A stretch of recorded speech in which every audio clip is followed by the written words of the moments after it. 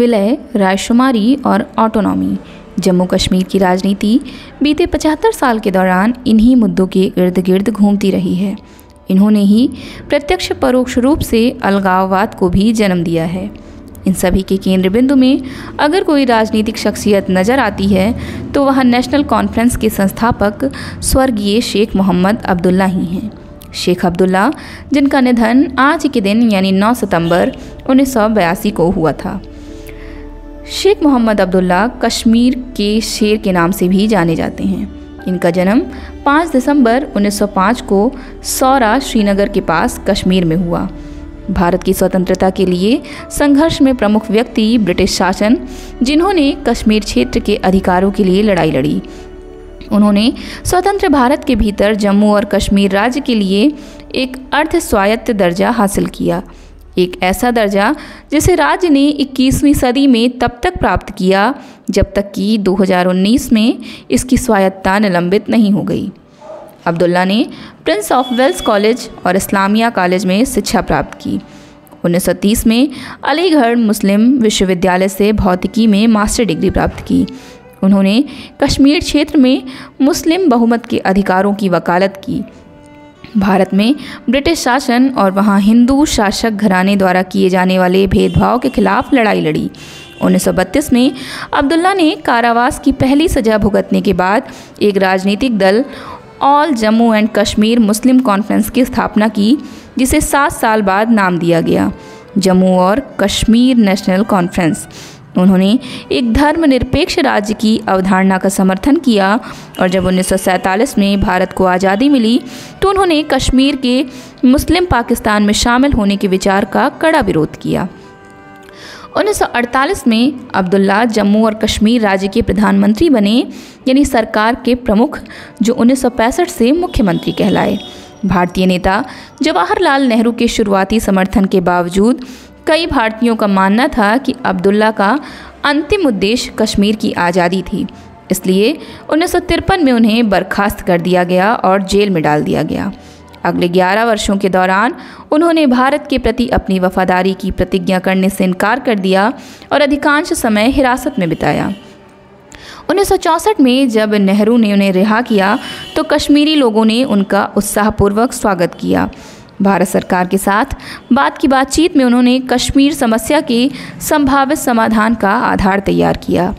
उन्हें पाकिस्तान और अल्जीरिया की सद्भावना हासिल करने के लिए एक विदेशी दौरे पर भेजा गया, लेकिन तब तक पाकिस्तान के साथ भारत के रिश्ते बेहद ख़राब हो चुके थे और अब्दुल्ला के विदेशी दौरे को भारत सरकार ने देशद्रोह के रूप में देखा। साथ ही भारत के साथ बातचीत में प्रगति की स्पष्ट कमी के कारण जम्मू कश्मीर में उनका समर्थन खत्म हो गया था। अब्दुल्ला को फिर से गिरफ्तार कर लिया गया और 1968 तक रिहा नहीं किया गया। तब से लेकर मुख्यमंत्री के रूप में उनकी नियुक्ति तक 1975 में जम्मू और कश्मीर में उनकी जन्म संग्रह फ्रंट पार्टी को कुछ सफलताएं मिलीं, लेकिन वह भारतीय राष्ट्रीय कांग्रेस से हार गई। 1972 राज्य विधानसभा चुनाव में वह JKNC के साथ फिर से जुड़ गए और पार्टी ने 1977 के विधानसभा चुनावों में ठोस जीत हासिल की। अब्दुल्ला को फिर से मुख्यमंत्री नामित किया गया और वह अपनी मृत्यु तक उस पद कार्यरत रहे थे। 8 दिसंबर 1905 को श्रीनगर के सौरा इलाके में जन्मे शेख मोहम्मद अब्दुल्ला को कश्मीर की राजनीति में प्रवेश धर्म की सियासत के आधार पर ही हुआ था और वर्ष 1930 के दौरान कश्मीर की सियासत में सक्रिय हुए शेख मोहम्मद अब्दुल्ला ने डाउनटाउन में स्थित ऐतिहासिक जामिया मस्जिद का भी शुरू में सहारा लिया। उन्होंने तत्कालीन महाराजा हरि सिंह की सत्ता का चुनौती देते हुए मुस्लिम कॉन्फ्रेंस का गठन किया था। जब उन्हें लगा कि डोगरा शासन को उखाड़ फेंकने के लिए अन्य वर्गों का समर्थन चाहिए तो उन्होंने खुद को पंथ निरपेक्ष साबित करने के लिए मुस्लिम कॉन्फ्रेंस को नेशनल कॉन्फ्रेंस में बदला। इस पर उनके कई सहयोगियों ने विरोध जताया और उन्होंने मुस्लिम कॉन्फ्रेंस के बैनर तले ही अपनी सियासत जारी रखी। स्वतंत्रता के बाद भी एक और भारत विलय के समर्थक की छवि बनाने का प्रयास करते रहे और सत्ता में भी पहुंचे और पीछे से पाकिस्तान और चीन से पींगे बढ़ाने के आरोप भी उन पर लगे थे। अपनी इसी सियासत के कारण शेख अब्दुल्ला ने कश्मीर में अपनी लोकप्रियता गंवाना शुरू कर दी। जमात इस्लामी व अलगाववादी तत्व मजबूत होने लगे। ऐसे में अपने जनाधार को मजबूत बनाने और अपने विरोधियों को नाकाम बनाने के लिए जम्मू कश्मीर में अलगाववादियों के एजेंडे के करीब दिखे। साथ ही और अधिक स्वायत्तता और 1953 से पूर्व की संवैधानिक स्थिति की बहाली का नारा देना शुरू कर दिया। नेशनल कॉन्फ्रेंस के गठन में उन्हें साम्यवादी सोच के जम्मू कश्मीर, पंजाब, दिल्ली और उत्तर प्रदेश के कई तत्कालीन नेताओं और बुद्धिजीवियों का भी समर्थन मिला। इनमें पंडित जवाहरलाल नेहरू भी शामिल हैं। नेहरू और शेख अब्दुल्ला की दोस्ती काफ़ी गहरी रही है। नेहरू के सहयोग से ही उन्होंने महाराजा के खिलाफ क्विट कश्मीर की मूवमेंट भी चलाई। वह खुद को आम कश्मीरी आवाम का मसीहा साबित करने में लगे रहे। उन्होंने जिस तरह से महाराजा के खिलाफ विशुद्ध मुस्लिम भावनाओं को भड़काकर सियासत की, उसने ही उन्हें कश्मीर का एक निर्विवाद नेता भी बनाया। 1947 में जब पाकिस्तानी सेना के सहयोग से कबायलियों ने जम्मू कश्मीर को हथियाने के लिए हमला किया था, तो उस समय भारत के कश्मीर विलय में शेख मोहम्मद अब्दुल्ला ने उल्लेखनीय भूमिका निभाई। इससे वह पूरे भारत में एक हीरो के रूप में अपनी छवि बनाने में कामयाब रहे।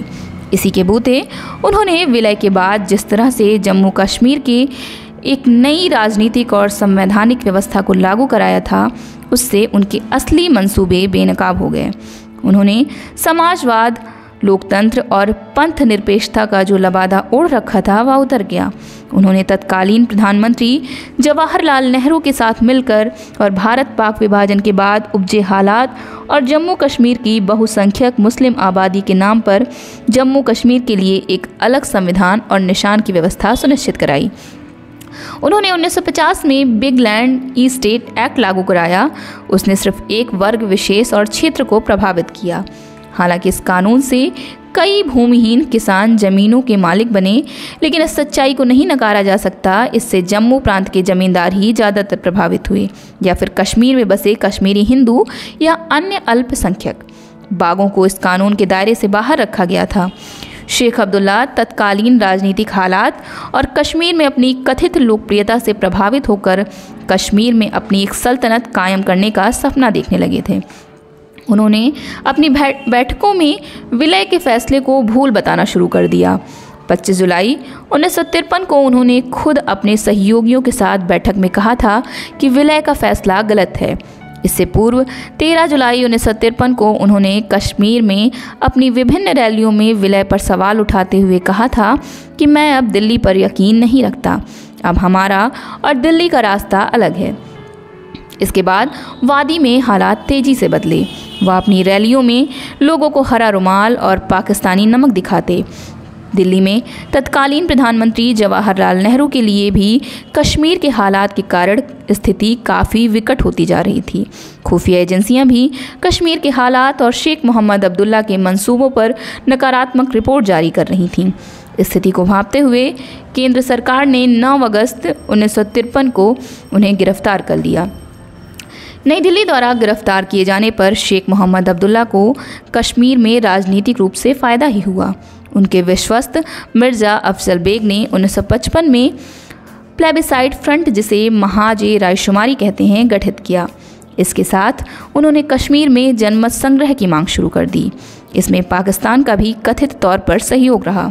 करीब 1 दशक बाद शेख अब्दुल्ला को रिहा किया गया और उसके कुछ समय बाद शेख अब्दुल्ला अपनी पत्नी और मिर्ज़ा अफजल बेग के साथ हज के लिए सऊदी अरब भी गए और वहाँ से वह मिस्र और अल्जीरिया भी गए। अल्जीरिया में उन्होंने चीन के तत्कालीन राष्ट्रपति से भी मुलाकात की। उस समय भारत चीन के संबंध बेहद तनावपूर्ण चल रहे थे। इसी मुलाकात के आधार पर शेख अब्दुल्ला और उनके पुत्र डॉक्टर फारूक अब्दुल्ला कहते रहे हैं कि चीन ने कश्मीर को भारत से आज़ाद कराने के लिए हथियारबंद आंदोलन में सहयोग की पेशकश की थी, जिसे शेख अब्दुल्ला ने नकार दिया था। चीन के राष्ट्रपति के साथ शेख अब्दुल्ला की मुलाकात ने कई शंकाओं को जन्म दिया। इस मुलाकात के लिए भारत सरकार से उन्होंने कोई अनुमति नहीं ली थी और जब वह विदेश दौरे से लौटे तो उन्हें व मिर्ज़ा अफजल बेग को दिल्ली के पालम हवाई अड्डे पर गिरफ्तार कर लिया गया। इसके बाद 1975 में इंदिरा गांधी के साथ हुए समझौते के बाद उन्होंने जम्मू कश्मीर की सत्ता में वापसी की और जम्मू कश्मीर के मुख्यमंत्री बने। इस बीच जम्मू कश्मीर में हुए संसदीय और विधानसभा चुनावों का उनकी पार्टी ने बहिष्कार किया। एक तरह से कश्मीर में जो चुनाव बहिष्कार की राजनीति है वह शेख अब्दुल्ला और उनकी पार्टी नेशनल कॉन्फ्रेंस की देन मानी जाती है।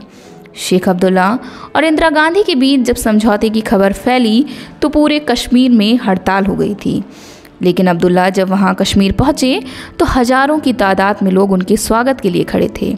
अब्दुल्ला ने सत्ता में लौटने के बाद सबसे पहले कांग्रेस को कश्मीर की सियासत से बेदखल करने के लिए कई पुराने कांग्रेसियों को कश्मीरियत और मजहब का हवाला देकर प्रलोभन देकर नेशनल कॉन्फ्रेंस का हिस्सा बनाया।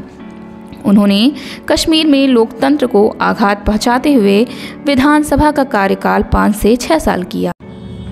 9 सितंबर 1982 को जब उनका निधन हुआ तो पूरे कश्मीर में शोक की लहर दौड़ गई।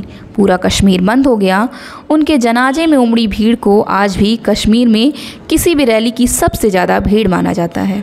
इससे बड़ी विडंबना और क्या होगी कि जिस शेख अब्दुल्ला को कश्मीर का निर्विवाद नेता माना जाता रहा है, कश्मीर में आतंकी हिंसा शुरू होने पर उसके ही मजार पर पुलिस का पहरा लगाना पड़ा। अलगाववादी तत्वों द्वारा उनकी कब्र को खोदे जाने की आशंका पैदा हो गई थी। भारतीय प्रधानमंत्री इंदिरा गांधी के साथ अब्दुल्ला के संबंध कभी कभी तनावपूर्ण भी थे, लेकिन 1975 में उन्होंने उनके साथ जिस समझौते पर बातचीत की उसने जम्मू और कश्मीर को भारतीय संघ के भीतर स्वायत्तता का एक रूप जारी करने की अनुमति दी। बाद में उनकी सरकार पर भ्रष्टाचार का आरोप लगाया गया। हालांकि उनकी लोकप्रियता कम हो गई, फिर भी कश्मीरी राष्ट्रीय अधिकारों के लिए उनके उत्कृष्ट योगदान के लिए उनकी प्रशंसा की गई। उनकी मृत्यु के बाद उनके बेटे फारूक अब्दुल्ला JKNC के नेता के रूप में उनके उत्तराधिकारी बने। फारूक को 2002 में उनके बेटे उमर अब्दुल्ला ने नेता के रूप में उत्तराधिकारी बनाया, लेकिन फारूक ने 2009 में फिर से पार्टी का नेतृत्व संभाला। जम्मू और कश्मीर ने 2019 में अपनी स्वायत्तता खो दी, लेकिन JKNC ने इसकी बहाली की वकालत जारी रखी।